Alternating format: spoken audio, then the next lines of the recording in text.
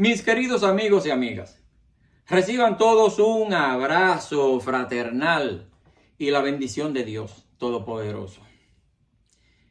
En esta ocasión vamos a referirnos a un tema de suma importancia porque es algo que marcó un antes y un después. Es algo que definió el destino histórico de la República Dominicana, de Haití, de Cuba, incluso del lejano Vietnam.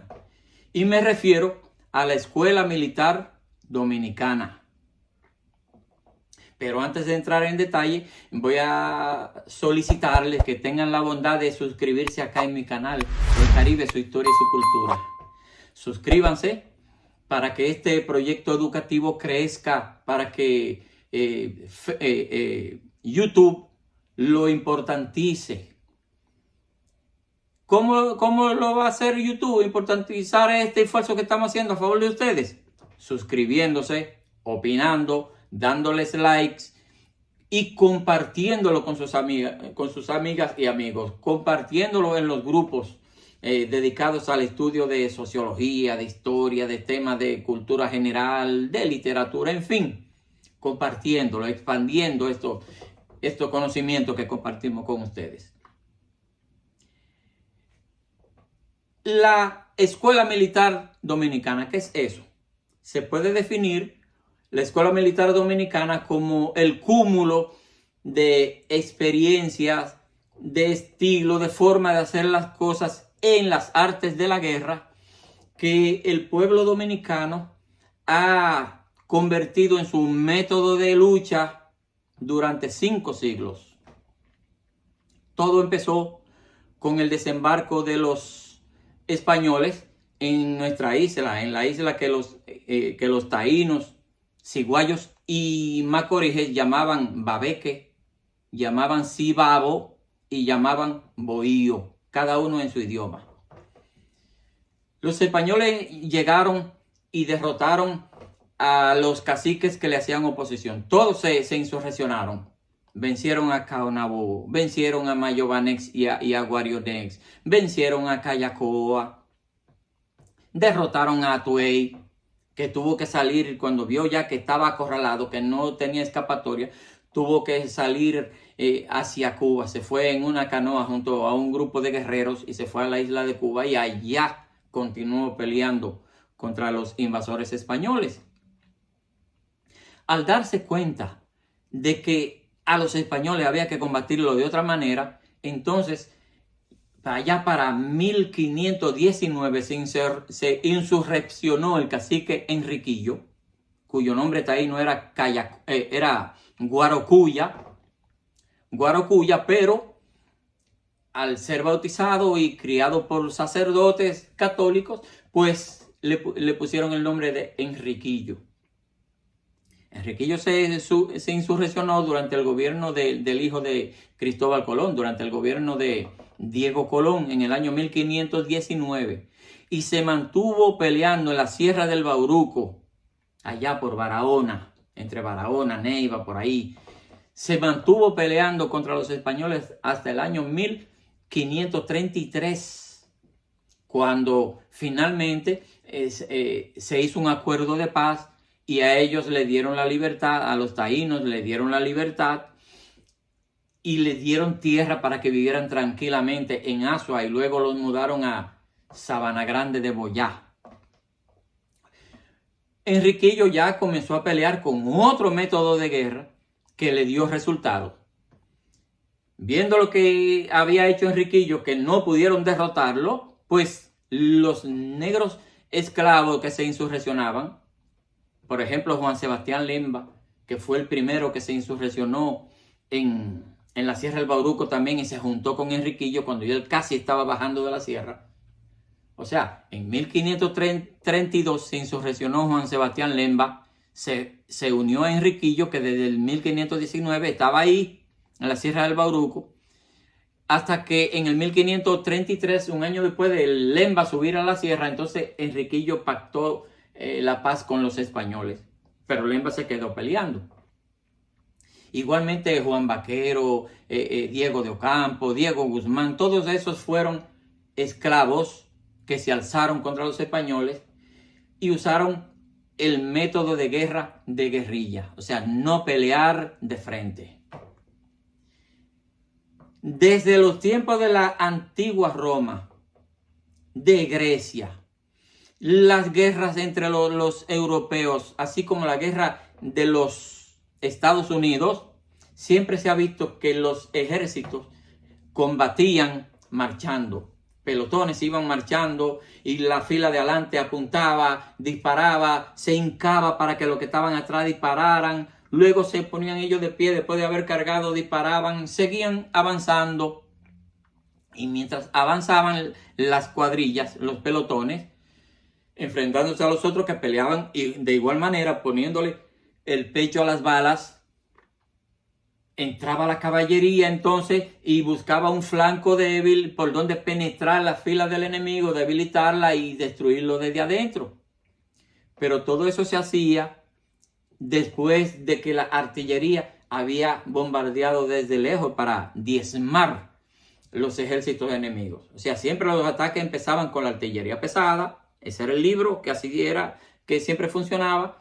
Luego entraba la infantería, los soldados de a pie, y después entraba la caballería. En los tiempos más modernos, eso mismo sucede. Así mismo empieza la fuerza aérea y los barcos a cañonear las posiciones del enemigo. Después vienen los desembarcos de tropas y luego vienen entonces los carros de asalto, los tanques de guerra. O sea, es igual, pero con métodos más modernos. Esa forma de pelear, los dominicanos desde temprano se dieron cuenta que no valía la pena pelear así.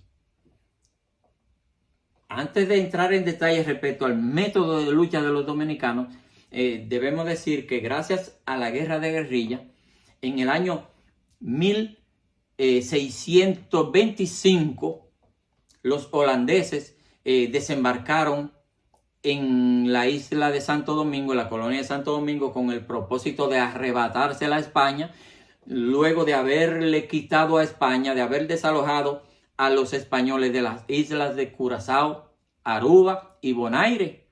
Y como la colonia de Santo Domingo estaba débil porque había sido abandonada por España, ellos quisieron aprovechar ese momento y hicieron ellos un formidable desembarco de tropas, miles de soldados, pero fueron derrotados porque peleaban caminando, mientras que los dominicanos no peleaban así. Digo dominicanos porque ya se estaba formando la nación dominicana. Desde los años 1605, 1606 ya se estaba formando. Ya ellos decían que eran dominicanos. Siendo ciudadanos españoles decían ya que eran dominicanos. Pero más adelante, después de esa derrota contra los holandeses, para el año 1655 se produce un desembarco de tropas. Más de 15,000 soldados ingleses desembarcaron en Jaina para tomar posesión de la colonia de Santo Domingo. El regente Oliverio Cromwell en Inglaterra, que mató al rey Carlos I y tenía prisionero a su hijo heredero, Carlos II, el príncipe Carlos II, le dio la orden al almirante William Penn y al general Robert Venables para que invadieran el territorio dominicano. Llegó una flotilla con más de 50 barcos de guerra que ancló en Jaina, desde Jaina, todas las costas de lo que está hacia el río Jaina, o sea, entre la provincia de San Cristóbal y la provincia de Santo Domingo. Desembarcaron ahí y marcharon a pie más de 50,000 soldados a pelear para desalojar a los españoles de la colonia española de Santo Domingo. El conde Bernardino Meneses y Bracamonte, o sea, el conde de Peñalba, por eso hay una puerta que se llama la Puerta del Conde y la calle del Conde en homenaje a él, era el gobernador de la colonia de Santo Domingo. Organizó las tropas para defender la colonia y le hicieron frente a los ingleses en los terrenos donde hoy está la Universidad Autónoma de Santo Domingo, donde hoy está el Centro de los Héroes, que esa gran sabana, ahí se enfrentaron antes de que llegaran a las murallas de la ciudad de Santo Domingo. Salieron a hacer el frente allá. Pero los soldados dominicanos usaban unas lanzas de 4 metros de largo. Unas lanzas largas con las que desde los caballos atacaban a los soldados que marchaban a pie. Hicieron una masacre. Esa batalla, en esa batalla se produjo la más grande derrota que han sufrido los ingleses en toda su historia. Ahí, en donde hoy está la Universidad Autónoma de Santo Domingo, hay todavía huesos. Cada vez que hay una construcción, que hay que hacer zanjas, hay que hacer hoyos, aparecen huesos de esos soldados ingleses que fueron enterrados allí mismo. Más de 10,000 soldados ingleses fueron asesinados ahí, en esa batalla. Los ingleses, al ser derrotados, tuvieron que irse para los barcos y zarpar. No podían llegar a Inglaterra con las manos vacías. Por eso, el almirante William Penn, que era, por cierto, hijo de otro William Penn, que fue el que fundó la colonia en lo que hoy es Estados Unidos, fundó la colonia de Pensilvania. El papá de ese, William Penn se llamaba, y el almirante William Penn era el comandante de los navíos, mientras que el general Robert Venables era el jefe de los soldados. Pues partieron de Santo Domingo derrotados y fueron a parar a la isla de Jamaica, a la que atacaron, desalojaron a los españoles y convirtieron la isla de Jamaica en una colonia inglesa, y por eso en Jamaica hoy se habla inglés. Porque en ese año 1655, después de haber sido derrotados en Santo Domingo, los ingleses se apoderaron de la colonia española de Jamaica. Sir William Penn y Sir William Venables eran un almirante de la Real Marina Británica y un general de la Real Fuerza Armada Británica. No eran piratas, como dice la literatura española, que los piratas Penn y Venables no eran piratas. Eran oficiales de las Fuerzas Armadas inglesas británicas que, obedeciendo la orden del jefe de Estado de Inglaterra o del Reino Unido, atacaron un país enemigo que era la colonia de Santo Domingo, que era una posesión de España, enemigo de Inglaterra. Pero después de esa derrota contra los ingleses, usando el método de guerra, de guerrilla, o sea, la escuela militar dominicana, también derrotamos a los franceses que se habían adueñado de la parte oeste de la isla de Santo Domingo, que los españoles la habían abandonado a partir de los años 1605 y 1606, cuando el gobernador Antonio Osorio, ordenó que desalojaran todos los pueblos que estaban en lo que hoy es Haití. Santa Cruz de la Atalaya, Sabana Real de la Limonada, Vallajá, Puerto Libertad, La Yaguana. Todos esos eran ciudades y pueblos españoles que estaban en lo que hoy es Haití. Todo eso fue abandonado y destruido. Y los que vivían ahí fueron obligados a mudarse en las proximidades de la ciudad de Santo Domingo, en otros pueblos que fundaron, llamados Vallaguana, Monteplata.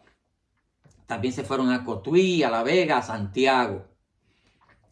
Pues en los años 1789, 1790, los franceses de la colonia de Saint-Domingue, que así le pusieron el nombre de colonia francesa de Saint-Domingue, atacaron el lado español de la isla y llegaron hasta Santiago de los Caballeros, pero fueron repelidos y obligados a retirarse. Luego volvieron ya con fuerza para desalojar a los españoles.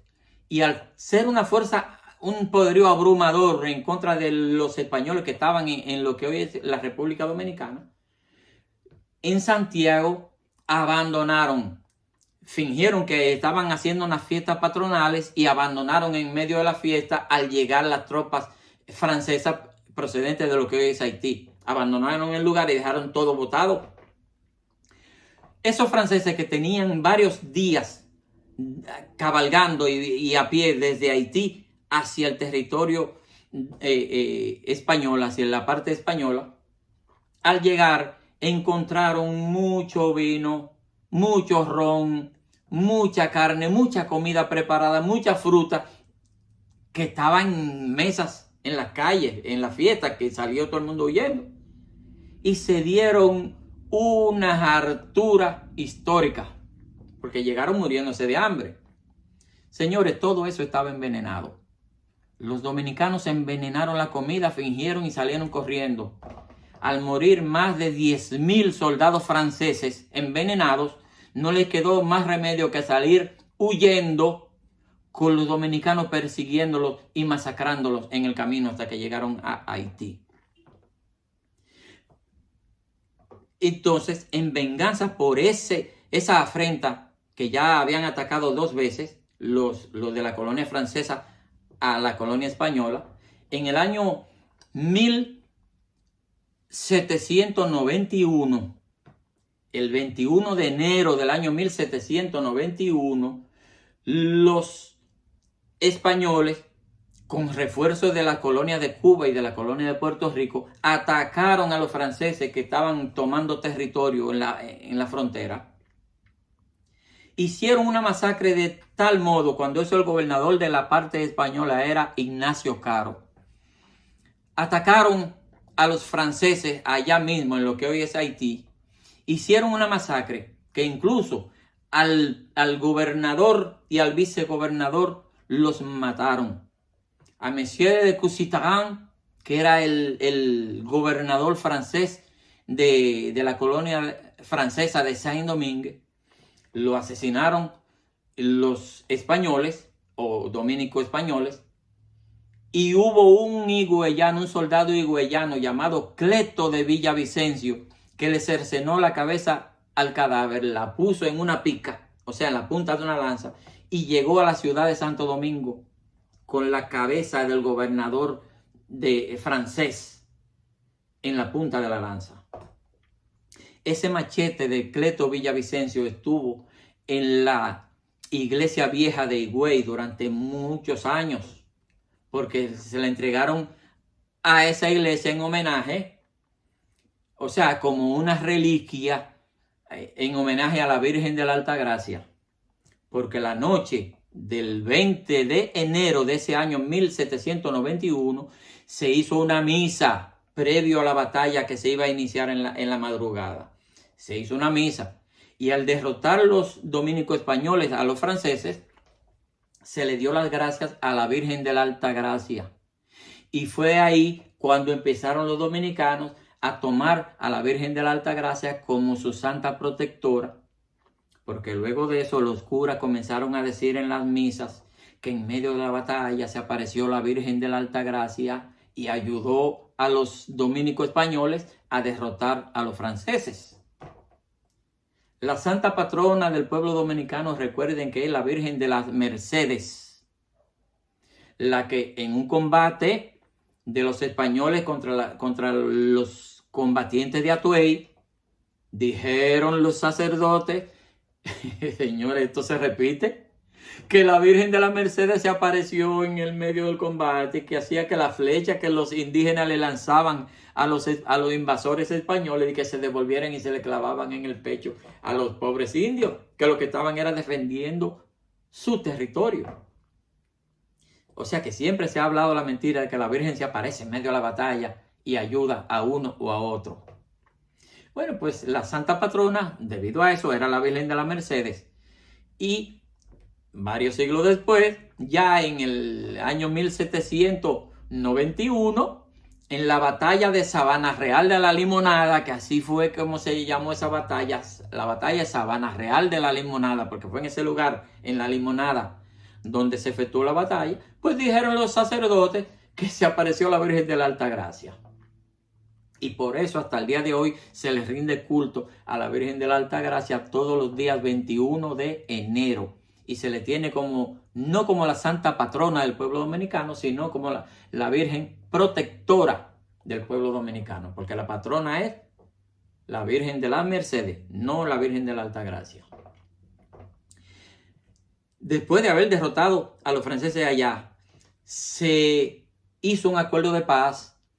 Y en el año 1795 España decidió ya regalarle lo que quedaba de la isla a los franceses. Entonces la isla completa se convirtió en una colonia francesa. Pero los franceses no tomaron posesión inmediatamente porque estaban en guerra con los haitianos, con los esclavos africanos, que no eran haitianos, la mayoría eran africanos. No, en Haití casi no había nacimiento, porque los franceses no permitían matrimonio, que hubiera matrimonio entre los esclavos. A diferencia que los españoles sí lo cazaban y los ingleses lo cazaban para reproducir esclavos, los franceses no. Los franceses preferían matarlos durante 20 años o 15 años a trabajo forzado hasta que se caían muertos, y entonces compraban a otros y los sustituían por otros. Y por eso en Haití, en los inicios, cuando se inicia la guerra de independencia en el año 1791, que después de esa derrota que le hicieron a los franceses, se insurreccionaron entonces los esclavos en Haití. En esa batalla no eran los esclavos insurrectos en Haití. La mayoría no eran haitianos, eran africanos. Y por eso no habían enraizado, no habían creado arraigo. A diferencia de los dominicanos, que hacía tiempo ya que estaban en la isla reproduciéndose y ya se sentían que eran de la isla. Pero en Haití, en los inicios, lo que había era diferentes grupos tribales y cada uno jalando para su lado. Y por eso había mucha división entre los esclavos. Peleaban contra los franceses, pero eran enemigos entre ellos.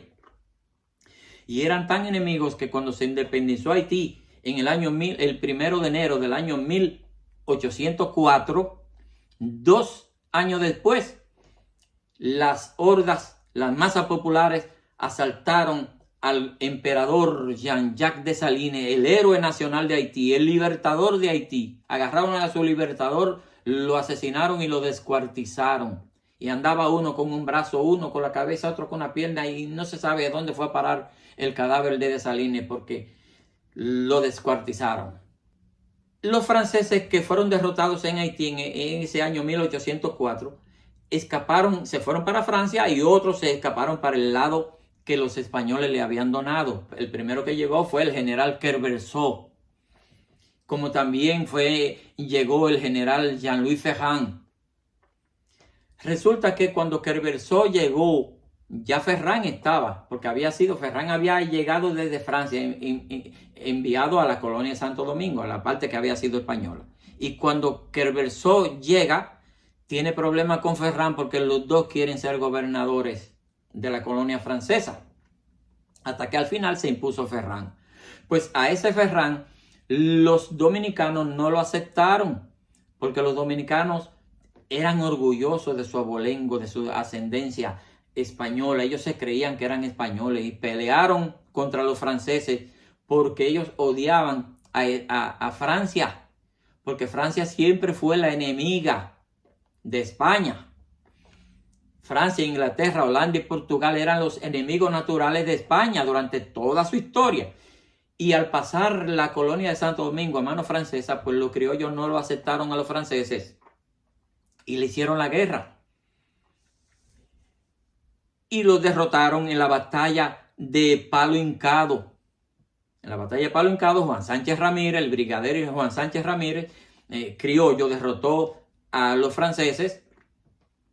Y fue la primera vez que un criollo de la isla se convirtió en la máxima autoridad de Santo Domingo, que fue nombrado gobernador de la isla. En esa batalla contra los franceses también participaron de Santiago de los Caballeros un coronel llamado Serapio Reynoso. Y también de Barahona participó con tropas un español, pero un español que se había aplatanado, que ya se había convertido en dominicano, Ciriaco Ramírez. Ciriaco Ramírez peleó contra los franceses con el propósito de independizar la colonia y convertirlo en un país independiente. Esa es una historia que hay que investigarla, que se sabe muy poco de eso. Pero Serapio Reynoso, el coronel Serapio Reynoso, también aspiraba a la libertad. Y él aspiraba a que la región del Cibao fuera un país independiente. Eso hay que estudiarlo, que de eso se sabe muy poco también. Les repito los nombres, búsquenlo y estudienlo. Ciriaco Ramírez y Serapio Reynoso, que pelearon por la independencia. Pero el que tenía más fuerza era Juan Sánchez Ramírez, y por eso se impuso Juan Sánchez Ramírez sobre esos dos independentistas. Se impuso porque eran más lo que en ese momento aspiraban a ser españoles. Y pidieron a España que enviara tropas.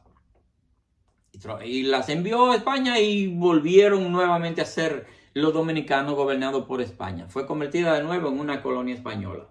Hasta que a finales del mes de noviembre del año 1821, el licenciado José Núñez de Cáceres declaró la independencia del Haití español. Así se llamó nuestro país, nuestro primer proyecto independentista, el Haití español. Lo independizó en noviembre de 1821.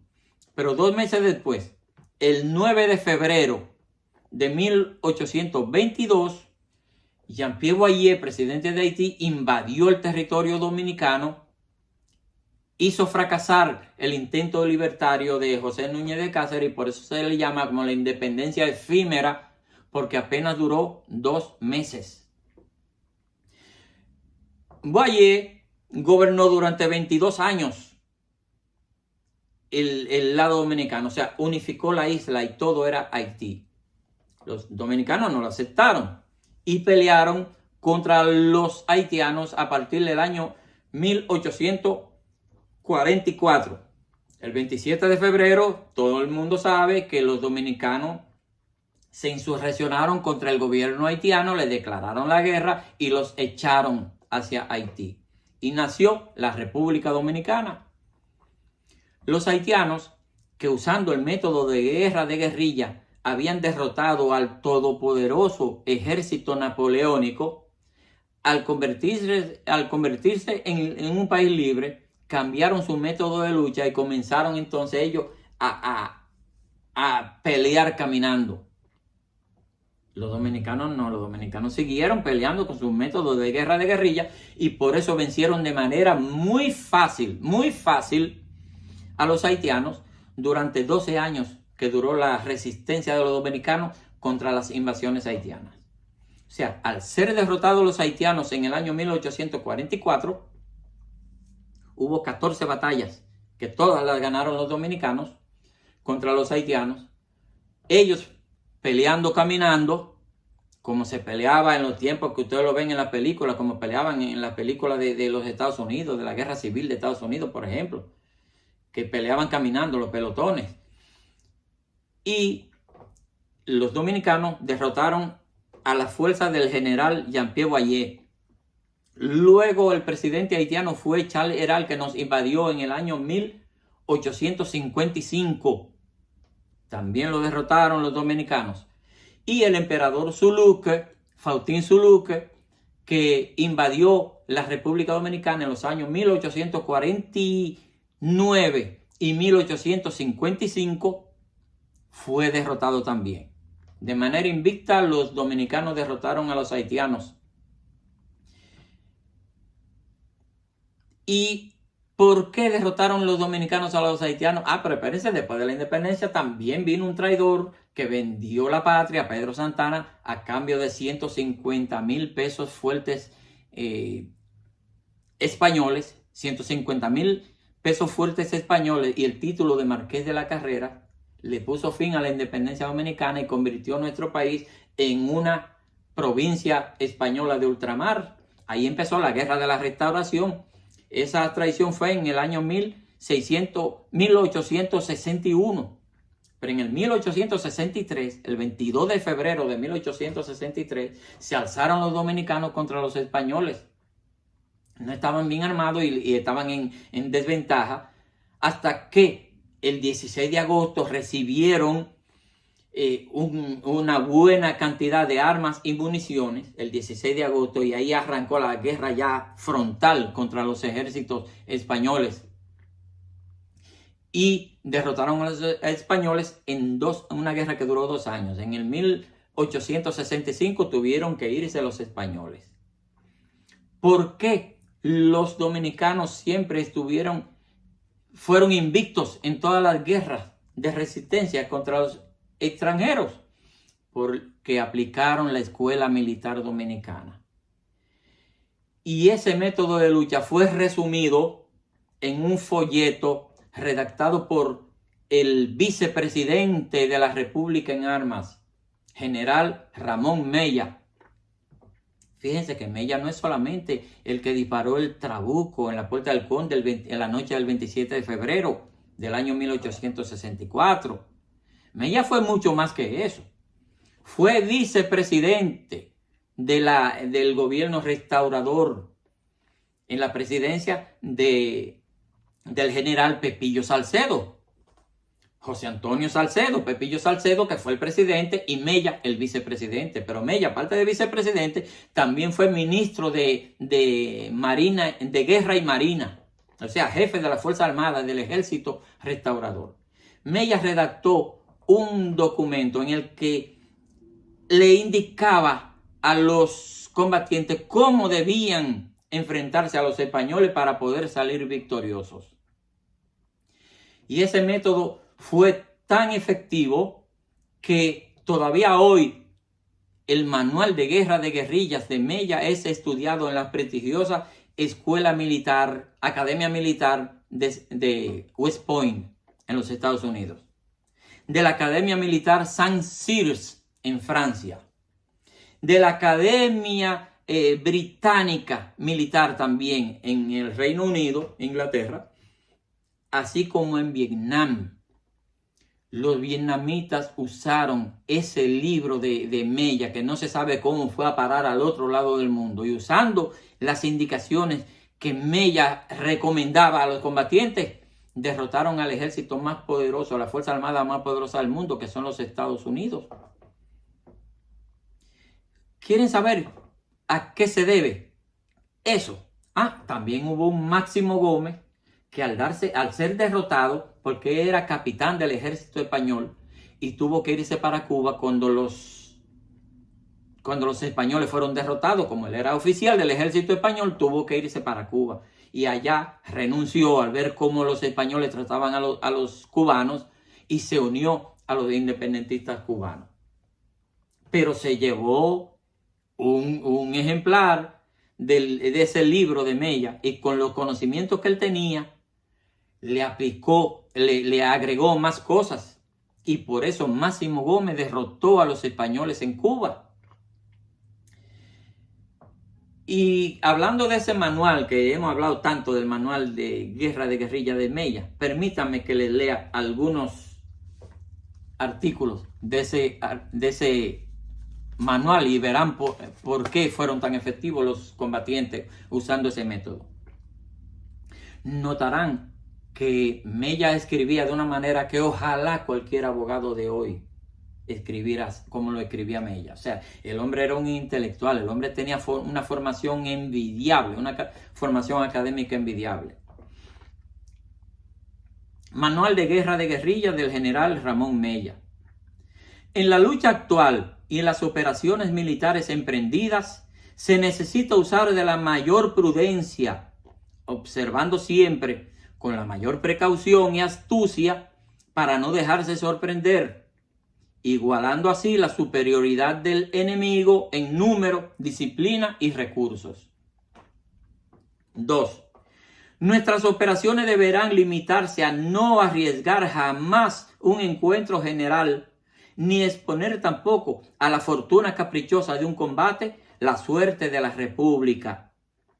Tirar pronto, mucho y bien. Hostilizar al enemigo de día y de noche y cortarles el agua cada vez que se pueda.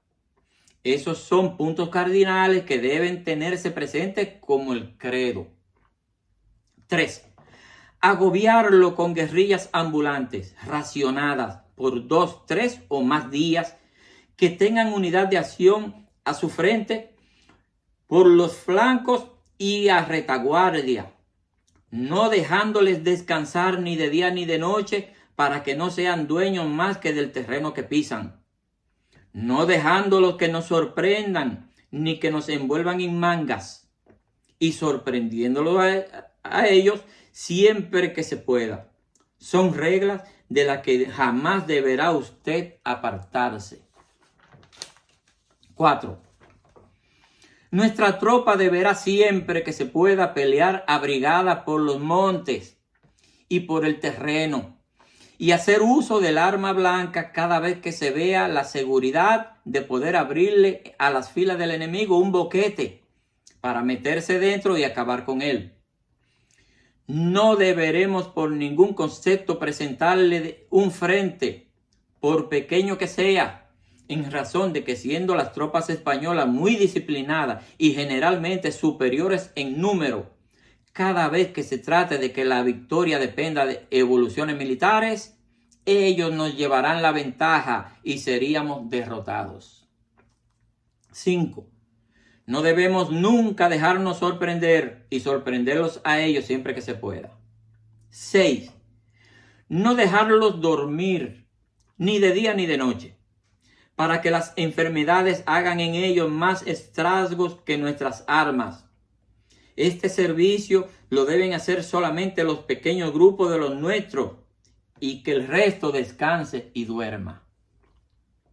7. Si el enemigo se repliega, averígüese si se trata de una retirada falsa, pues esa es una estratagema muy común en la guerra. Si no lo es, síganle en la retaguardia y destaquen en guerrillas ambulantes que les hostilicen por todos lados. Si avanzan, háganles caer en emboscadas y acribíllenlos a todo trance, con guerrillas. En una palabra, hágansele sin descanso y en toda extensión de la palabra la guerra de manigua y de un enemigo invisible. 8. Cumplidas estas reglas, decía Mella, con escrupusibilidad, mientras más se separe al enemigo de su base de operaciones, peor será para él. Y si intentase internarse en el país, más perdido estará. 9. Organice usted, donde quiera que esté situado, un servicio lo más eficaz y activo de espionaje, para saber a toda hora del día y de la noche el estado, la situación, la fuerza, los movimientos e intenciones del enemigo.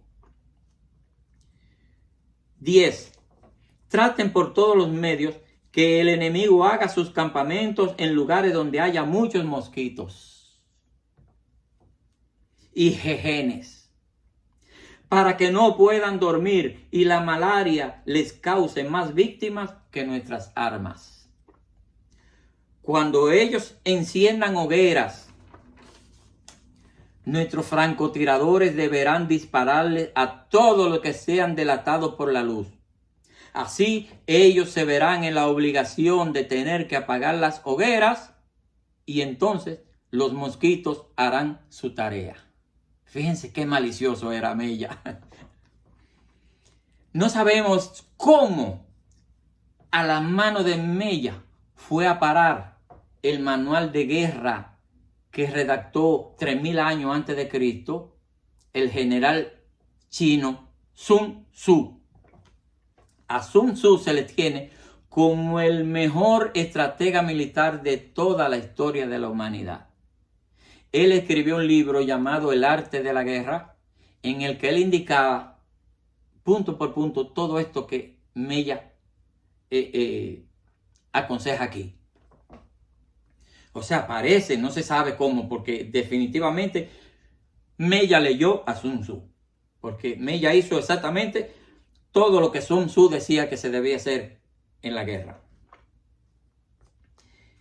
Y algo que también debemos decir es que el gobernador español de la colonia de Santo Domingo, el general José de la Gándara, le escribió una carta secreta a sus jefes. Y oigan lo que el jefe militar y político de la colonia española de Santo Domingo le decía a la corona española.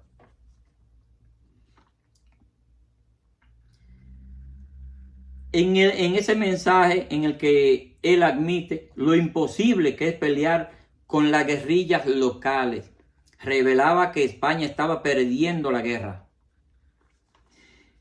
El dominicano, dice la carta, el dominicano es hombre de gran valor y de una extraordinaria habilidad para batirse al arma blanca en la guerra de emboscada y sorpresa. Es un enemigo temible que nunca se presenta a pecho descubierto. No nos ofrece un flanco por donde herirlo. Dotado de gran resistencia corporal, de gran conocimiento de las localidades y de los caminos en la jungla, ágil y sagaz para andar por sus impenetrables bosques. Ese informe es una parte de lo que luego ese experimentado soldado español convirtió en su libro Anexión y Guerra en Santo Domingo. En ese libro, en el que él incluye esta carta, él incluyó también 2 cartas de 2 soldados españoles, 2 soldados anónimos, porque no podían dar su nombre para que no lo castigaran su jefe o para que el enemigo no se diera cuenta de quién era y lo ubicara. Pues hubo 2 españoles que le escribieron a familiares y amigos. En la primera carta está fechada en Puerto Plata el 26 de septiembre del 1863 y dice así: mi querido amigo, extrañarás que ninguna broma se me ocurre, conociendo tú mi carácter, que aún en peligro de morir, me río de mí mismo. Aquí solo se piensa en morir. Esto es 100,000 veces peor que nuestra guerra civil. Aquí no vale el valor personal, porque nos batimos contra los árboles y rocas, parapetados en los inmensos bosques, hacen fuego por los flancos, por la vanguardia y la retaguardia. Te ciñen en un círculo de fuego, que si avanzas ellos avanzan, y si retrocedes ellos retroceden. Detrás de cada árbol hay un fusil que vomita la muerte.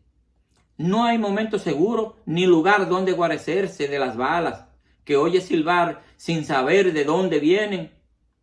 Hacemos fuego a los árboles y no vemos caer a ninguno de ellos, pero nos damos cuenta que las bajas son solamente los nuestros. La segunda carta de otro soldado español fue escrita a inicio del año 1864. Y en una parte de esa carta dice: el diablo me lleve si veo término a esto. A estos malditos indios no se les ve nunca. Tan pronto están aquí, se desaparecen. Y cuando nosotros hemos creído que emprendieron la huida, reaparecen tirando, que es un gusto. Y tomen en cuenta que son muy buenos tiradores. Cuando apuntan Jesús, no hay más que santiguarse. Ahí está a tu lado un hombre tendido largo a largo. Y eso, que no están todos armados. ¿Qué será de nosotros el día que a esos pillos les lleguen las armas que seguramente están esperando? Se preguntaba ese soldado español. Esas 2 cartas, como dije, fueron firmadas con una sin firma y la otra con un seudónimo. Pues hasta aquí llegamos. Ya saben lo que es la Escuela Militar Dominicana, que es la guerra de guerrilla, que fue fue exitosa para los dominicanos durante 5 siglos, que fue exitosa para el ejército independentista de Cuba, para el ejército independentista de Haití, así como para el ejército nacionalista de Vietnam y otros países vecinos que adoptaron la guerra de guerrilla. Cuba, ya en una etapa más moderna, derrotó al poderoso ejército, la guerrilla cubana. En el año 1959 derrotaron al poderoso ejército de la dictadura de Fulgencio Batista usando el método de guerra de guerrilla. Así que ya lo saben, espero que esto les haya gustado, que les sirva de provecho y no se olviden de suscribirse en mi canal, El Caribe, su historia y su cultura. Vean los anteriores videos que son muy buenos, todos los 28 videos anteriores. Miren esos videos también. Opinen, denles like, compártanlo con sus amigos. Y si hay algo con lo que ustedes no están de acuerdo, porque ustedes tienen fuentes que contradicen la fuente mía, pues díganlo de manera respetuosa. Jorge, mira, resulta que yo consulté a fulano y tal, y él dice que no, que lo que tú dices que fue así, fue asado. Entonces, en un diálogo amistoso, unificamos criterios, y si yo estaba basándome en algo, en un argumento flojo, que el otro lo demuele, pues yo acepto que el otro tiene la razón, porque nadie es dueño de la verdad absoluta. Así que los invito a entablar un debate respetuoso con el deseo de aprender, no de discutir por discutir, de aprender, que para eso que estamos aquí, para enseñar y aprender. Se les quiere mucho, pásenla bien.